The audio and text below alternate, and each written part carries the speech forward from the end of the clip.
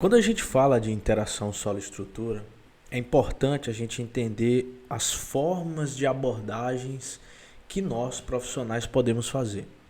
Basicamente, pouca gente sabe disso, nós temos dois tipos de modelos.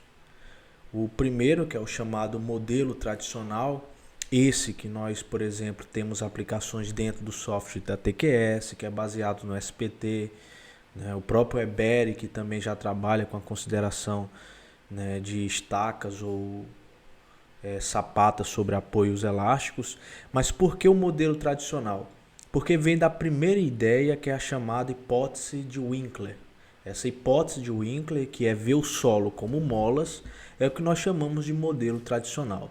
E ele até então é o mais usual. Então, se a gente vê de todos os projetos que tem a interação solo-estrutura, a gente vai ter a aplicação da grande maioria com o modelo tradicional, que é a hipótese de molas, o solo se comportando como molas. Tá? E aí nós temos o modelo direto, chamado modelo Direct Method, que é um modelo que é baseado em elementos finitos, ou seja, eu não considero simplificações em forma de molas, mas agora eu uso elementos finitos para simular a interface, a interação entre os diversos materiais, entre sapato, entre estaca, solo, blocos, entre outras características. Então, esse outro slide está mostrando que no inglês você vai encontrar facilmente. No Brasil, até então, nós temos poucos trabalhos que abordam a diferença desses dois. Mas aí fora, se você procurar sobre Structure Method e Direct Method, você vai encontrar justamente trabalhos que falam sobre isso. Então veja, aqui está um modelo, uma imagem mostrando nitidamente como é o modelo tradicional.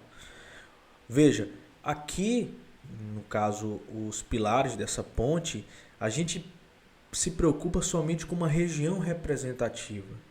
No modelo tradicional, não vai influenciar essa região, não vai influenciar nessa outra região e vice-versa. Tá? Então, são pontos isolados, ou seja, eu discretizo o solo e discretizo a estrutura através justamente dessa relação de molas, no caso o solo, e aí eu consigo representar para saber o que está acontecendo. Quando a gente olha o método direto, veja a diferença. Aqui nós temos completamente contínuo.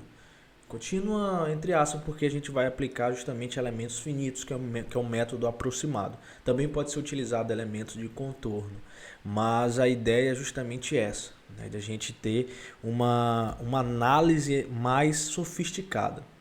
Tá?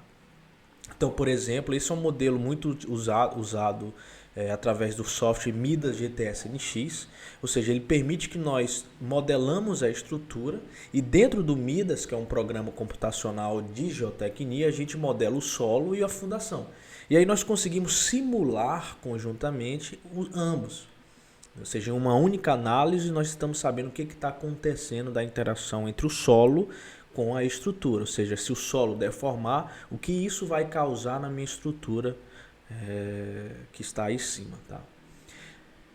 Então a ideia é justamente essa. É muito importante entender essas duas formas de abordagem e hoje é possível sim nós aplicarmos os dois métodos. Agora em termos mais usuais, por exemplo, os programas que estão aí no mercado, como TQS, como Ebery, o próprio CPCAD, todos eles já estão com a ideia de hipótese de Winkler, o modelo tradicional já embutido. Ainda não há a parte, né, de metodologia direta ou essa através de elementos finitos.